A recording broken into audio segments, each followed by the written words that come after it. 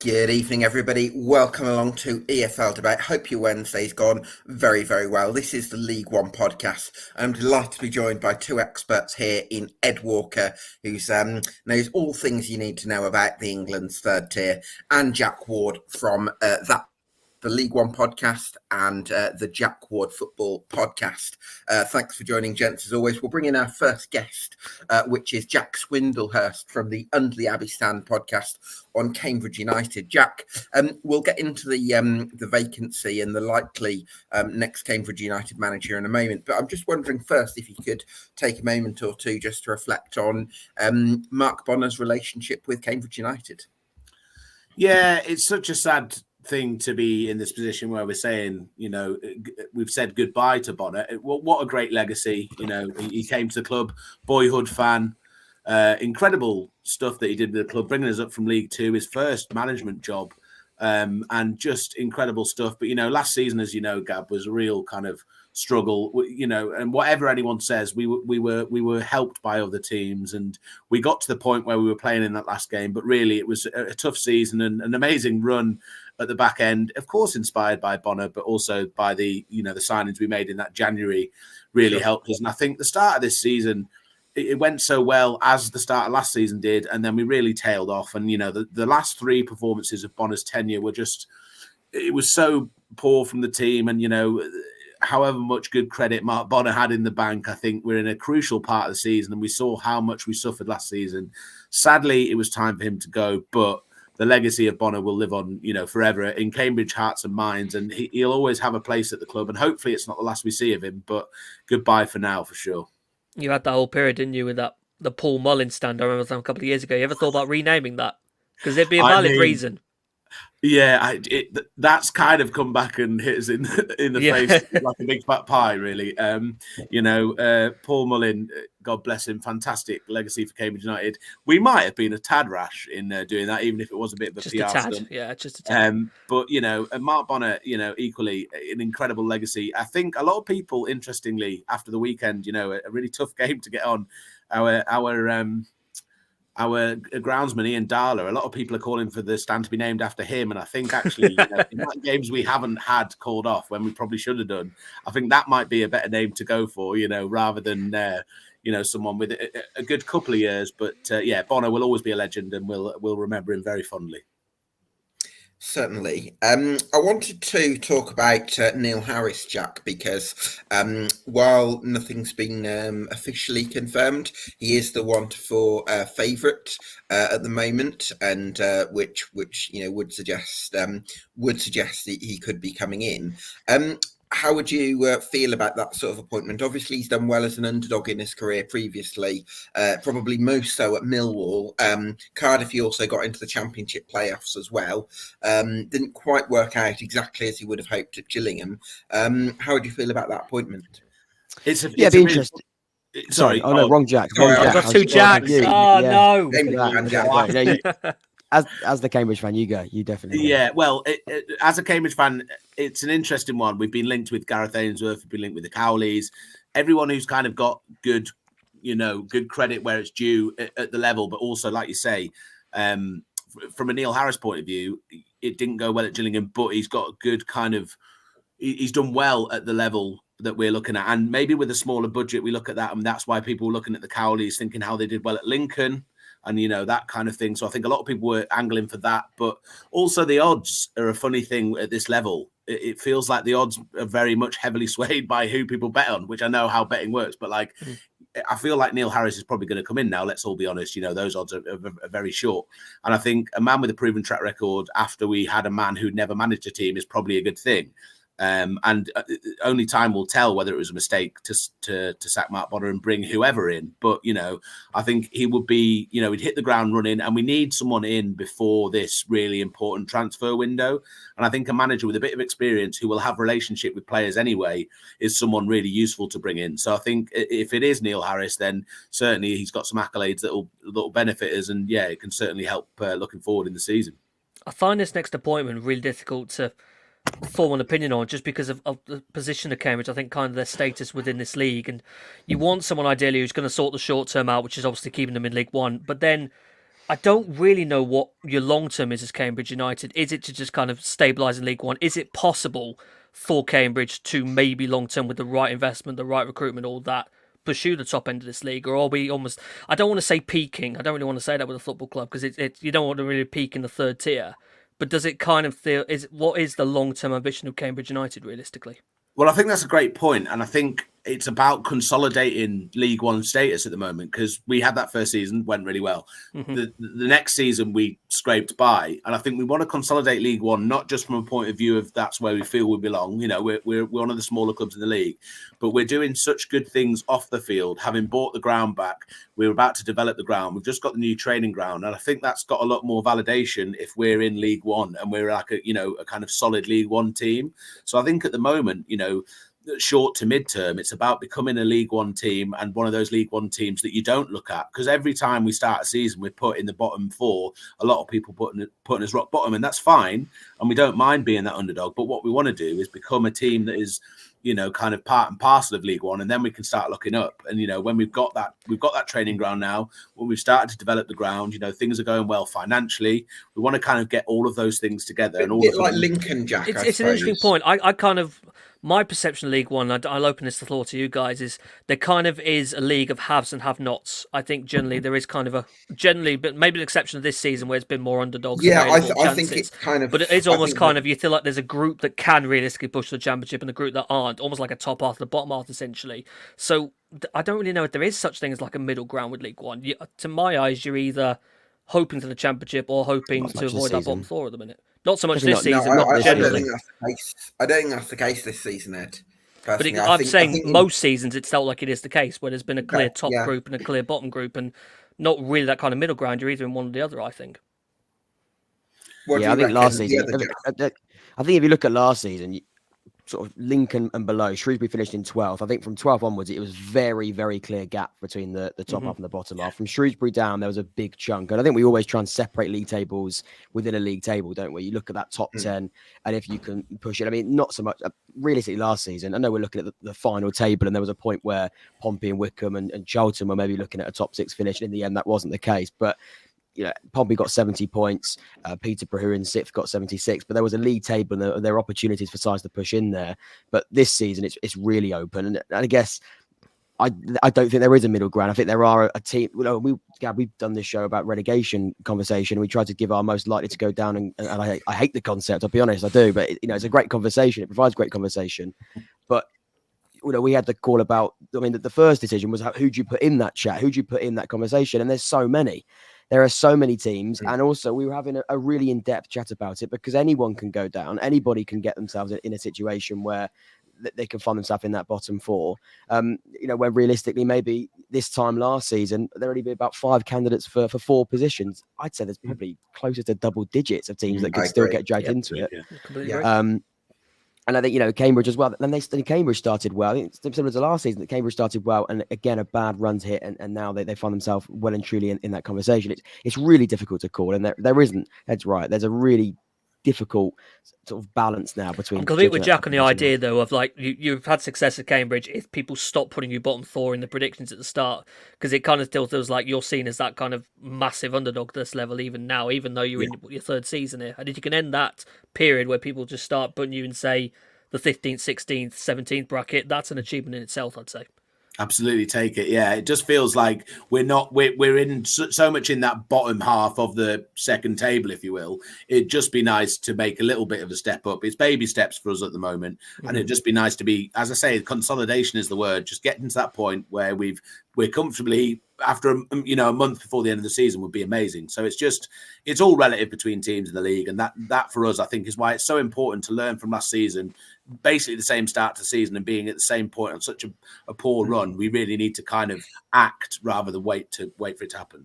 Jack, for Cambridge United to achieve that ambition of slowly growing into an established mid-late League One's team, one of the things you're going to have to do is be a bit braver, I think, with your development progression plans for some of these players, because you seem to have leaned more towards sort of experienced players. Some of the recruitment was in the summer was maybe taking a chance on, good players that have maybe been a bit injury hit in recent years, and that seems to be the way the club has gone. But for me, I think the model is something like Lincoln City, where they invest in talent and they're able to develop talent, and you might be able to sell the odd player on at one point, and you've got a plan there.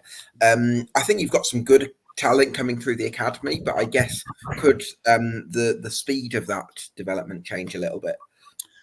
Yeah, you're after a lot of Cambridge United fans' hearts there, I think, Gab. There's a lot of people calling for a lot of players to come in, and we can see Liam Bennett, who's come through and kind of, is cutting his teeth at this level now. But there's other players, like you mentioned, like the McConnells, who I think a lot of people are looking for Glenn McConnell to have come in a lot more. Lewis Simper as well was on the fringes last season and is struggling to get back in. And I think, it takes a brave manager to kind of blood those players in big games. But I think it could be the time.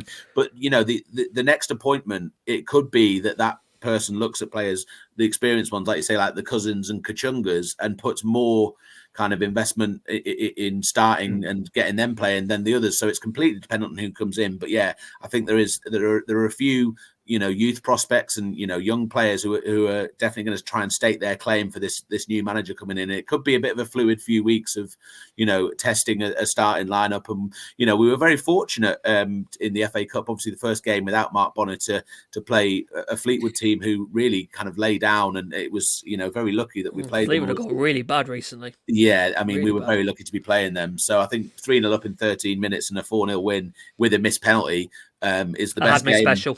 Yeah, it's a good game to have after losing your manager, but that's certainly not going to paper over the cracks. And a trip to Charlton on Saturday could be quite a sobering one. I imagine a new manager will be in the stands rather than looking after the team, but still, I think, it could be a long trip and a bit of experimenting. As you say, bringing some youth in might be the answer. Ed, just before we bring James in to discuss Wycombe Wanderers, I want to ask you about Neil Harris, because I feel I think it's a good appointment in terms of meeting the short-term objective, in terms of getting the best out of your Morrisons, your Bennetts, your Digbys, which I think would be a reasonable template for Cambridge United to beat the drop. But in terms of the sort of medium and long-term objective, the development side of things, it's not something I've really seen from Neil Harris previously, because he does seem to, I think his man management style does seem to lend itself to probably players in the late 20s and early 30s age brackets. And I'm not quite sure about that part of it. Just wondering if you can have someone that does both. That's the challenge. This is what intrigues me so much about his next Cambridge appointment, mainly because the fact you're moving on from something that was just the absolute dream in Bonner. It was real life football manager, as a lot of people quoted over times. Literally a guy who'd been on the terraces who is now getting to manage the club, and it just felt the perfect fit, and a real shame it had to come to an end. So what comes next? It's gonna take a bit of adjusting to. I see where you're going with Harris. Yeah, I still hold him quite high regard, even on the back of his. I think he had a torrid time at their very start with Gillingham. That squad he had to work with was horrible down in League Two, and they've deemed Stephen Clarence a better person for Gillingham's future. Whether that is actually the right person or not, we'll have to see down the line. I've not been particularly blown away by Gillingham at the moment in their initial start under Clements, but that's a different conversation. I like Harris as a manager. I do him in regard. I think he's a good calibre lower league manager, and I'd be very keen to see him come in. And certainly in the immediate short term, I'd be feeling quite positive if I saw him in that Cambridge dugout. Jack, what do you think Harris has got to do? Because it seems to me that it's not just been the defensive foundations that's been the problem for Cambridge, although that has some, like the derby, which we won't talk anymore about. But it's also, it felt like you ran out of ideas a little bit in terms of new patterns of play and things like that. Has he got to bring a little bit of imagination to the role? Yeah, certainly, absolutely, and I think, as Ed says, it's a big appointment for the manager coming in, because they've got a lot riding on this. But I think, like Ed says, maybe you can have a bit of both. Look at youth and experience and kind of combine them, get them playing together. What we need to do is stop sitting so deep. We're inviting pressure, and we're just giving our forwards basically nothing to do. inviting pressure on and then lumping it up and hoping they can hold it up and, feed off scraps. We need to play a bit more forward, a bit more positively from the back. That might take a bit of kind of chopping and changing of personnel. And I think, it's a pretty tough time in December. Where do you sit on these two centre backs, Jack? Bennett and Morrison. It's a tough old question. I mean, fantastic experience and two obviously incredible players, but of recent times we've seen them be pretty woefully exposed. And the question for us is, we're not blessed with a plethora of options, so it's about getting them to play well and probably just getting them to play a bit more positively how they can, pushing further up and having the confidence in their ability. They lack that pace that they maybe had 3 or 4 years ago. Is that why the high line is going to be that? Is that why you probably are sitting deeper because you're scared that that's the biggest issue, I think. Trying to play a high line with two players that aren't blessed with pace in League One more than ever this season. We're seeing teams, again, I think he put Morrison in midfield if he can dribble like that. Just stick him in there instead and have someone else in the back line. Stick him in the 6. It's difficult. I think the reason why you can't play a high line or struggling to is because the counter press and the counter attack every single time is going to cause you problems, isn't it? So trying to play deeper and then trying to use sort of the target forward is to hold up play and then try and get players around him like Sonny Kai, the pace sort of around the striker. That's going to work, and we have seen that work this season. But there's a reason why you're not playing high line. That's because I think the manager and the coaches and also the players themselves are probably understanding that a one ball over the top or one ball through the middle, you're going to leave a massive gap between the goalkeeper and the defenders. Yeah, it's very true. But I think what we learned from last season is how well one or two people brought in can change a season. So I think this new manager has quite a lot on them to have to bring in someone who can either complement that defence or take over one of them. So I think we are going to have to be quite brutal in how we operate in January, and it's going to be a big January for us. And we saw it last season; it's going to be the same this season. So we need a few more acquisitions for the squad. Are the finances there for a big January, Jack?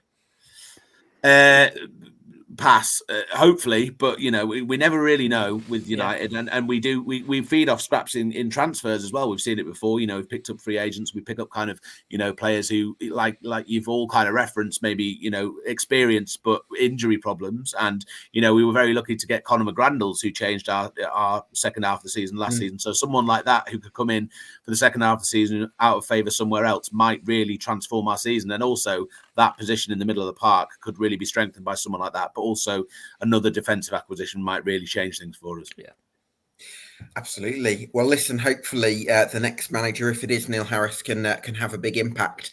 Jack, thanks so much for your time and keep up the great work with the podcast. Thanks very much, guys. All the best.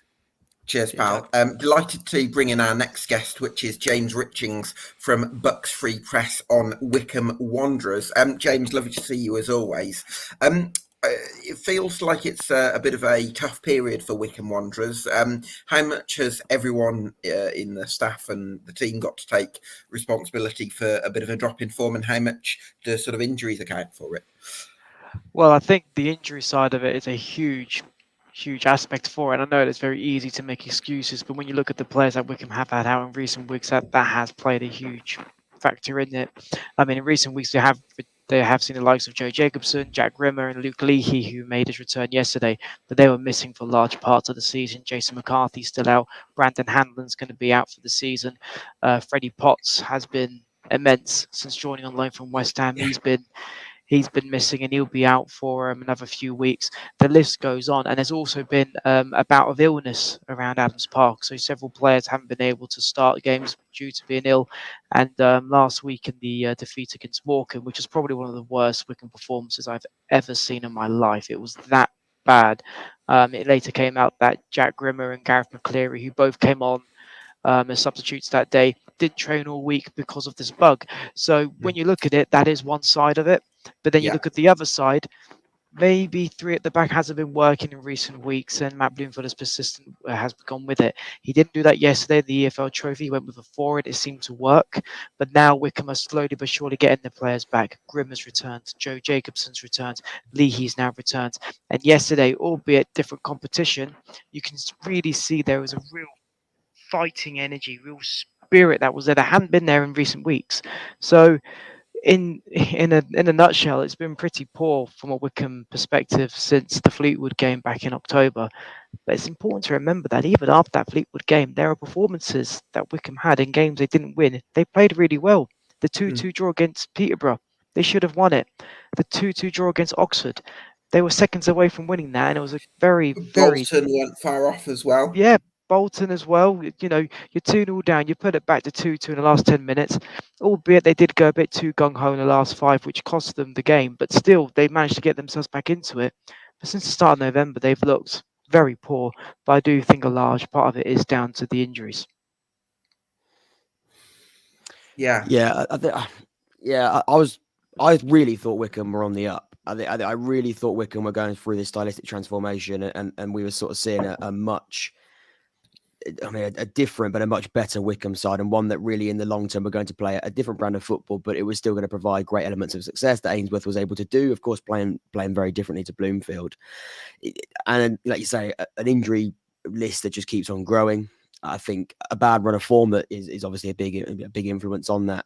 Right now, you look at that league table so differently, and I think when you look at the league table, that's dangerous this early in the season. A lot can change, but you got to look at that recent run. It is disappointing, and when you say that Morecambe result, and it's one of the worst you've ever seen in your life, I think that must be, and that must have been pretty bad.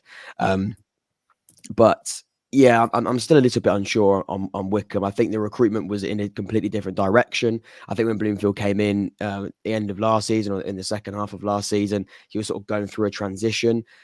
And I thought you might have, and then you didn't start a little bit wobbly, and then you started really going again. And then, of course, now you've hit a bit of a bad run again. I think you've just got to try and find that consistency. And when you find that consistency, I think you could be okay. And I think that's going to come when you've got a full squad of players. But yeah, it's a little bit up and down, really. And that's sort of been like that since Bloomfield's come in, to be honest, from an external, that is. Oh no, I agree. It has been very much up and down. You know, when you've had someone like Gareth Ainsworth been there for 10 and a bit years, he then leaves all of a sudden within 72 hours. Matt Bloomfield then comes back in. He knows the DNA of the club. He was also a coach under Gareth Ainsworth. He was a lot more of the tactical side when he was under Gareth Ainsworth's wing. Now he's in charge. He very much wants to put his own stamp on things. And we saw that at the start of this season. And we could really see Wycombe trying to be this progressive side that they weren't under Gareth Ainsworth, and it was evidently there to see. For example, the Fleetwood game, the last league when they had a 4-1 away win, and they were absolutely brilliant. Even before that, there were games against Blackpool, which they were very good in. Northampton, albeit it was a difficult game, they managed to grind out a result. Bristol Rovers, they were fantastic. Leyton Orient in a real thriller. So they've got the quality there, and they do have that. They do have the power to really show what they can do. But the injuries have really hit them. And Matt Bloomfield, I do feel for him, because he's come and he's got all these players that he knows he can do well with. They just haven't been able to get that consistency just yet. Could January be another really good opportunity to go again, or was the money spent, or was a large chunk of the transfer doings done in the summer, because that was part of the big rebuild and the big refresh ultimately, and the shuffle that was needed to happen? Is that another January job? Because when a new manager comes in and you're completely shifting the direction, one window isn't enough. You're going to need probably 2-3 summers, and you've got the Januaries in between that. Is January another opportunity for them to strengthen, not just because you're in a bit of a sticky period and you're still sort of going through this change, but also because you've got an injury record and an injury list right now that's grown, you've got to replace as well as improve and recruit? Is that another really important window? Oh, potentially, yeah. I mean, I have no doubt that Wycombe will get out of this current mire and finish in the top half. I have no doubt about that. I hope that's not going to be saved, and then Wycombe are in the relegation fight come April or whatever. But I do believe that Wycombe will have enough to get out of it. I think you put Potts and Lay, James, into that team, and I think it's going to make a difference, as well as hopefully the right additions in January. Oh no, 100%. Potts and Leahy have been two of the best signings Wycombe have had for a long time. Luke Leahy made his comeback yesterday in the EFL Trophy against the Fulham under-21s, and Matt Bloomfield was waxing lyrical about him, saying that he's only been here for a few months, but you think he's been here for a lot longer than that. He has that experience. He just has that calm. He's just very calm on the ball, and he's a very versatile player that Wycombe need. Wycombe like getting players who could play more than one position. So he's been a huge miss. Potts has been a massive miss. It's no surprise that the last game Wycombe the last game he played in, Wycombe won, and he had a hand in both goals, which was in the FA Cup against Bradford. Albeit they had 1 or 2 EFL Trophy games in that time, he was so influential, and he's been influential since he's walked through the door at Adams Park. So to answer Jack's question, yes, I do think January will be another opportunity for Wycombe. Matt Bloomfield said that a few months ago that the direction he wants to take Wycombe is very much getting players on loan from Premier League clubs. Hence why they've signed so many this summer in the likes of Dale Taylor, Freddie Potts being one of them, Kean Brecken as well. There have been so many, and I believe there more potentially could come in January, but it all has to be right for Bloomfield. He's not going to sign players for the sake of it. He wants to sign players that he know will add to his squad rather than just signing players for the sake of it. That makes a lot of sense. What are the areas that you think Wycombe are going to need to strengthen in January, James? I believe centre back. I think Wycombe need a new centre back. I think Joe Lowe's you've got lots of centre backs who are kind of good in the. So Tafazolli, Farino, and Joe Lowe, they could all play potentially in the middle of back three. But I would say maybe neither of them. Maybe you'll tell me I'm wrong, but neither of them I would say would be specialist wide centre backs for a possession system. Could you argue? Potentially. I mean, Richard Keogh is also there, and he's done very well. I mean, Jack Grimmer could play right back, but we've seen so far this season. I mean, Tafazolli, I love Ryan Tafazolli, but I think it's fair to say he's not had the best of seasons so far this season. He's not been the same as what he was last season, and he is in his last year of his contract. So I don't know if Wycombe could potentially look in January to see if they can freshen things up there. Chris Farino has been brilliant, but there have been a few games where he's been off the boil. Richard Keogh was signed, I believe, on a 1-year contract. He's 37 years old. He's not going to get any younger, I should say. So they could be looking at that position. And Joe Lowe, he's very much one for the future. I wouldn't be surprised if he gets snapped. If Wycombe don't get promoted this season, I wouldn't be surprised if a Championship club or bottom half Premier League team look at him, because he's been exceptional. Interesting. I think probably Championship will be a good next step up for him. So we'll have to wait and see on that. James, it's been great to get your insight. Love your work on the Bucks Free Press. So everyone go check out James's work there, and hopefully catch up with you later in the season, mate. Thank you so much, guys. Appreciate your time. Have a good evening. Cheers, fella. Thank you. Delighted to be joined by our next guest, which is Jack from Shrews Analysis. How are you, Jack? Hi, Gab. Yeah, all good, thank you. How are you? Yeah, great to have you on the show. You're looking sporty as ever. Wondering how you're feeling about Shrewsbury's season so far, because it's been one from the outside looking in where you've kind of you've got competitive results on paper and probably about where most outsiders would expect Shrewsbury to be, if not maybe a few places higher, but probably struggle to flatter to deceive, let's say, performance-wise. Yeah, definitely. I think the table is probably lying a little bit at the minute with regards to our league position. And I know we're 12th, but we've got played more games than practically everyone around us. I think there's a couple of other teams which have played 20, but most have played 18 or 19. So when the games do level out, I'm sure we will drop down a few places from there, because, yeah, a couple of weeks ago there was quite a lot of concern, particularly after the Blackpool away game 3 weeks or so ago when we lost 4-0. We were very, very poor that day. Since then, we have managed to get a couple of results, a good win at home to Port Vale, a decent point away at Exeter on a Tuesday night, and then obviously progressing through to the FA Cup third round as well. So there has been a bit more reason for optimism results-wise. Performance-wise, still not particularly great, to be honest with you. We have had a bit of a, Matt Taylor referred to it as a siege mentality with, I don't know if you're going to come on to it later, with all the injuries that we've got at the minute. We've got 11 players that are injured, so it has been very much down to the bare bones, but the players you've got out there have done a decent job, in fairness to them. So, yeah, probably, don't get me wrong, everyone's happy with where we are in the league, but it's certainly some areas to improve on, performance-wise, definitely. Is there any reason you can find, Jack, thought, where this goal-scoring issue is coming from? The fact that you're second lowest scorers in the league with just 12. Is it the lack of people to put the chances away? Is it something wrong with the build-up? Is the general shape wrong? There's got to be something that's just leaving you so without this level of attacking potency compared to the sides around you. Yeah. So just on that gap, our goal difference is -15, which is pretty crazy. And looking at the league table here, I think it's the the second worst in the division, and we're 12th, which is it's ridiculous. The reason why, I'll be honest with you, there's been a few games this season when it doesn't look like the players are being particularly well coached. That's been mentioned in quite a few areas, and I can't say I disagree with it. There does look to be fundamental failings in that regard with regards to the way the team were actually set up. You know, players like Dan Udo, Max Mata, even Ryan Bowman to a degree, they're not bad, particularly Mata and Udo. They're two decent League One strikers for us, so I don't think you can blame at their door.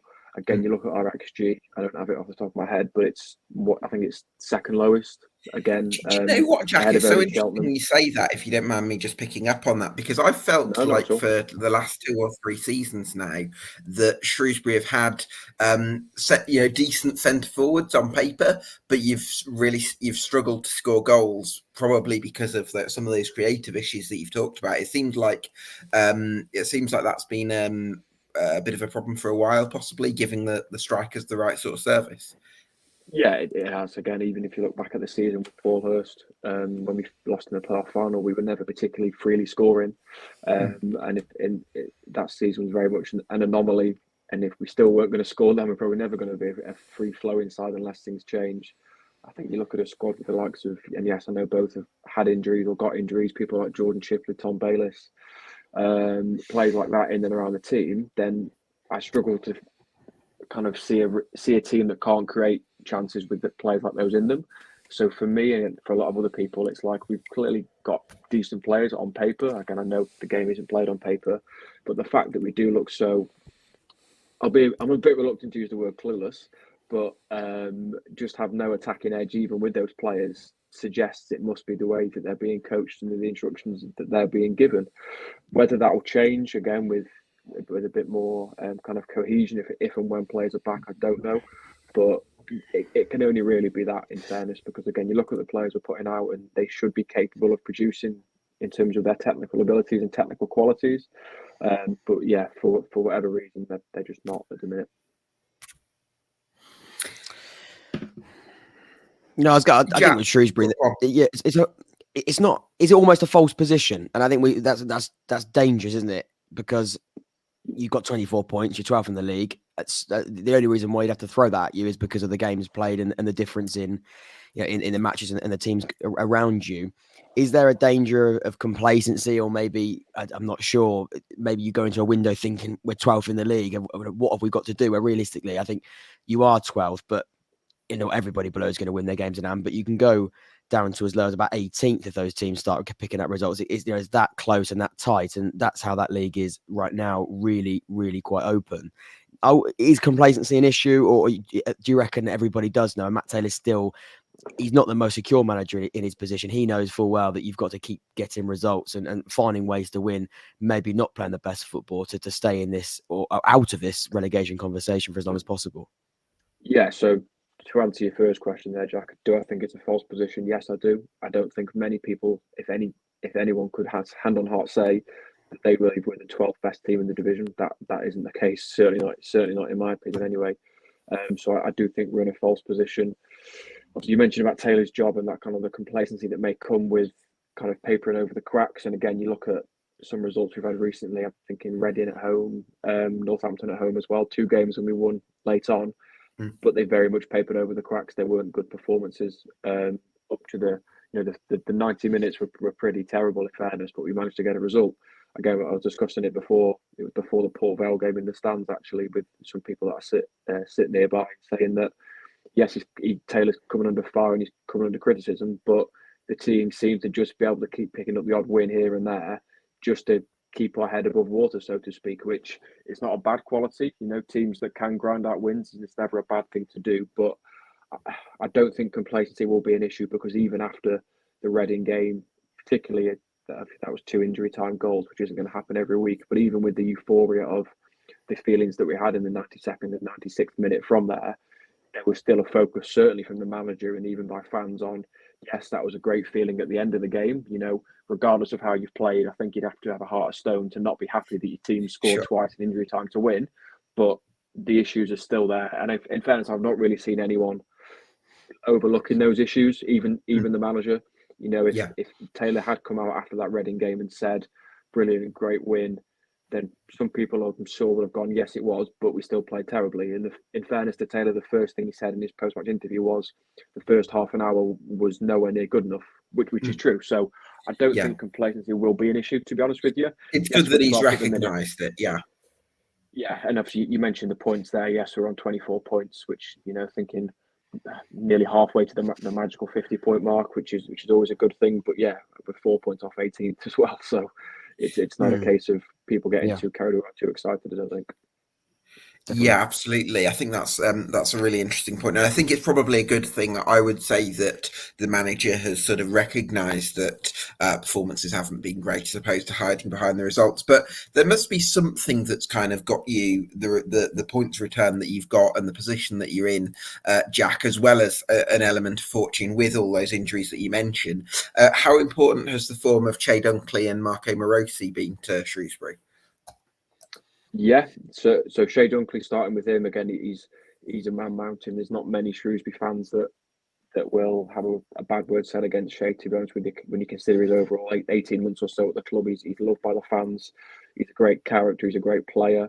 But there have been occasions this year when he has been exposed. Again, be that because of the whole setup of the team or what, I'm not entirely sure, but there's certainly been occasions when, again, thinking of Blackpool away, where as that centre half in a back three, he's been having to, or he's been done for pace down the outside, because Che Dunkley's game isn't about pace. It's about being solid, being secure, and heading away things that come into the box. So yes, he's been good for us. He's been excellent for us. Don't get me wrong, but he's certainly been exposed more so than he was last season in a more kind of compact team.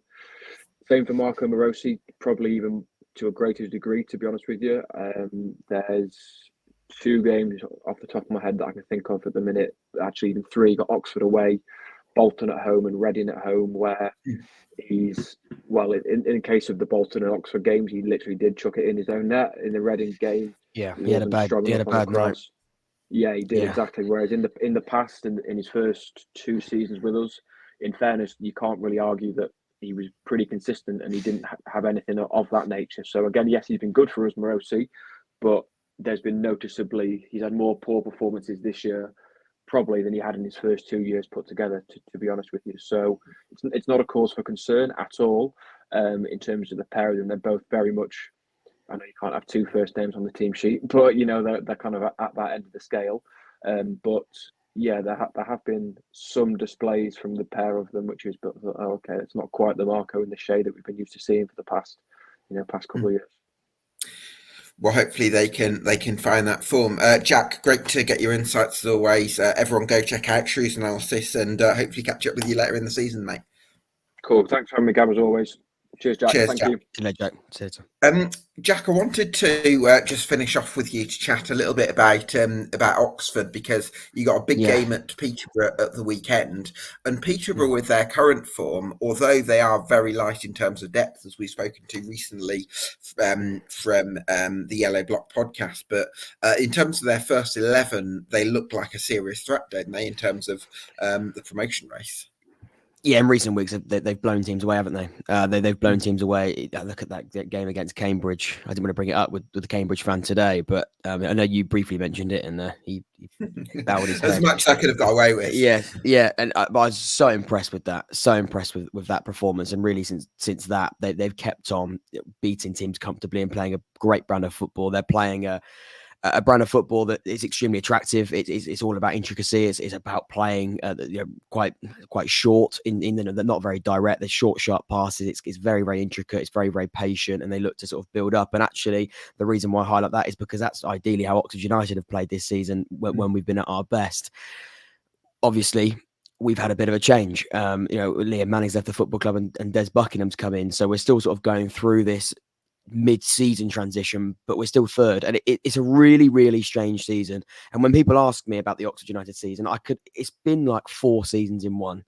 To have a manager change, we've started off with a complete reshuffle. We had a rebuild in the summer. We then started really well.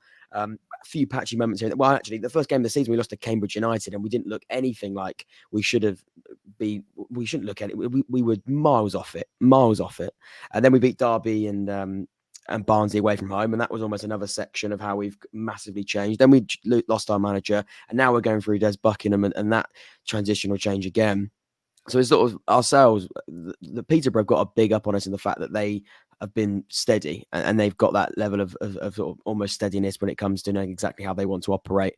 And they've had sort of this weak and continuously weak ability to grind out results. And I think, to be fair to us, we're still going through this sort of difficult patch. But difficult patch to the point where we've, we still got a point against Bolton. We were beaten by Cheltenham Fair and Square. I know we've had 2 cup games, and Des Buckingham's got his first win back as Oxford United manager. So yeah, we're sort of going through it a little bit at the moment, but we're still third in the league, and you still feel very confident. And the injuries are very frustrating, another element to that. But to answer your first question, I've been very impressed by Peterborough, and it's going to be an extremely difficult game on Saturday. It's so tough, I think. Absolutely. I imagine a lot of Oxford fans are really excited, though, about the appointment of Des Buckingham, and probably unlike a lot of appointments where you bring someone who's got that boyhood connection to the club and who worked at the club with the academy, and there's that sentimentality. It doesn't feel like a sentimentality-driven appointment because of his record, in different parts of the world. Really, he's done brilliant things, I think, with Mumbai City. With Melbourne, I think he's worked with the New Zealand national team and Australia at a certain age group as well. So it feels like this is a really exciting coach. And as far as I'm aware, Oxford have had to pay compensation to 2 sort of groups, if you like, because one of them was Mumbai City and another was City Football Group. So that just shows, what they think of him. Yeah, you're right. We had to buy him out of 2 contracts, which is quite rare, and it was one of those where, to be honest, if we didn't get a large compensation for Liam Manning to go to Bristol City, that wouldn't have been possible. To be honest, sure. I don't think we would have got Des Buckingham if it wasn't for Liam Manning's departure. Des Buckingham's been a name that's been flirted with Oxford quite a while. He was flirted when we lost Carl Robinson. I look back now, and at the time, people were sort of going, why didn't we go with Des then? Because he was just as successful then. The only reason, I don't think he'd actually won the Indian Super League at that point. But he was still a top level manager. He didn't win that title and suddenly become a great coach. He's been developing, like you say, over time. He's got lots of really exciting experiences, and he's grown as a manager and as a coach. The reason why we didn't do it back then, I think, were 2 reasons. One, because we needed somebody in a relegation dogfight that knew the league in some form, and Liam Manning was that and hit that criteria. And secondly, Liam Manning was cheap. He was free. He wasn't in a job, and Des Buckingham would have cost us, recently, quite a lot of money, and something that we couldn't afford. Or if we could afford it, we would have to have taken a lot of the money out of our summer transfer budget that we desperately needed as well, because that needed a huge look, that squad. So I think we had to be much more careful with how we use our finances. And I think because of the Liam Manning departure, of course, was a massive blur. I'm not trying to spin it, for the sake of it. The reason why Des Buckingham is in charge is because we've had to be quite aggressive in the way we've gone out and done it, which is a sign of a really ambitious football club. And like you say, it's not about sentiment. It's not about the sentiment, because, and also Des Buckingham, I think himself knows that was the number one thing when he came in. He was almost wary of the fact that isn't why I'm here. And I think that, and of course, he doesn't want to just be in charge because he's been here before and because he's an Oxford United supporter, because nobody wants to be in the post because of that. He is the reason why he's here is because he's an extremely intelligent man. As someone who's a young coach who's only going to get better, he's going to need a bit of patience. He's going to need a little bit of time. He's also coming in very, very rare position where his side are 3rd in the league, and he's learning the league as well. He's never managed in the Football League before. Yeah, absolutely. I feel like we could wax lyrical, Jack, about the recruitment this season, about Oxford as a midfield of Brannigan and McGuane. But I suppose I want to come to the striker position, because as much as Mark Harris started the season in really good form, he's tailed off a lot probably since around September time. Port Vale was his last great. Port Vale, that red card against Port Vale. Since then, he's not been anywhere near the player. Do you think that it's going to be crucial for Oxford to get the right striker in January in terms of top 2 aspirations? Yeah, it's crucial. It's for me, it's number one. the number one position. I think there's a couple of positions, like you say, injuries have really sort of hindered our options out wide. So I'd say that the wide options need to be strengthened, with obviously Carl Edwards being out now to the new year, and Marcus Brown coming back from injury now being out again until the new year. Greg Lee, who's been so influential, is going to be out for the majority of the Christmas period, and Bennett's had to come in. And look, we know Bennett's going to come in, and he's not a long-term solution. He's not a young player that we're going to develop and get better. He's 33 years of age. He's got Football League experience, and that's why he's here. Played very well against Forest Green in the Cup yesterday, and he's a solid option. And that was the intention when we looked at recruiting in that position. But the number one target for me in January is the striker. It's not going to be easy because Mark Harris is signed on a long-term contract. We took a bit of a risk on the fact that we signed him. We believe we haven't disclosed the length of the contract. If I was going to guess, I'd say 3 years, to be honest. I think it won't be anything less than 2 years. So this player is going to have to come in, and Des Buchan's been asked the question himself, and he said if we do look at bringing in a striker, it's not going to be to replace Mark Harris. It's going to be somebody who's going to help him and sort of reduce the workload in certain places. I know managers say that because you don't want to be hearing your manager say that someone's going to come in and replace you. You have to be, of course, media trained in that sense. But I think Des Buckingham will know we need options. And if that option turns out to be better than Mark Harris, then he will be the number 9 that leads the line. I don't think we are going to be looking at somebody who's going to come straight in, but it's going to be someone who can really, really push Mark Harris, because you look at his competition, we've got Sonny Perkins, who can't get a sniff. And I'm a little bit surprised about that. When we brought him in, I was really quite excited. Leeds fans were really excited about him, and West Ham were excited about him when he was at their academy. It just hasn't got to you've got a lad who's come through the academy. I'm a massive fan O'Donker. of.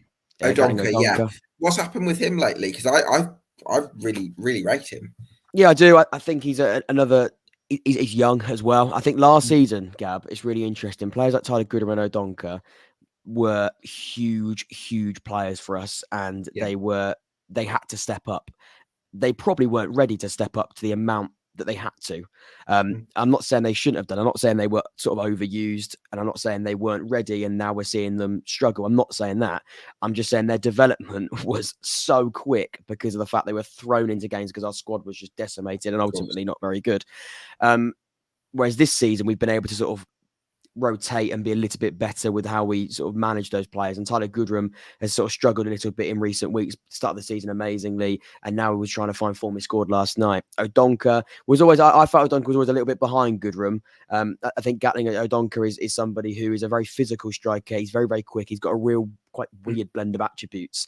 But it's his sort of natural striker instinct I think we're still looking to find. And when and realistically, last season, O'Donker was having to start games of football with Carl Joseph. If that was going to be something that we rotated with, I think this season's slightly different. I don't think O'Donker is that solution this season. In years to come, I think he really could be. So, you look at the options we've got. We've got Harris, Perkins, who isn't getting an opportunity. Whether he's good or not, I can't tell you. And O'Donker, who's still very, very young and should be second or third choice. Where he is now is fine, I think. He could be getting a few more minutes, and he does come on. He's a great player to bring on when it comes to seeing out games. I still think we need another striker. But everybody needs a striker, and everybody knows we need a striker. Absolutely. Well, hopefully Oxford can find that missing piece of the jigsaw, or at the very least find someone to compete with Mark Harris. In terms of the top two, then, Jack, I said before the season Portsmouth would win the league and Bolton would finish second. It's looking good, Gab. I know, yeah. Good. Right now, I've not seen an awful lot to change my mind. Where are you on the top two picture? I'm scared about Bolton. They are just a machine right now. They're grinding results, and I was a little bit. I've been saying it on T-Look with the boys. I've been saying it on my shows.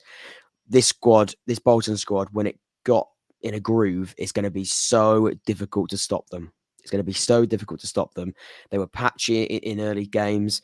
They're now really, really hitting one fantastic run, and I'm not going to our own trumpet. We've stopped their winning run. They got a draw in that game against us, and we did okay. I thought in that one, first half we were better than them. They didn't get a shot on target in the first half. Second half they came out much better.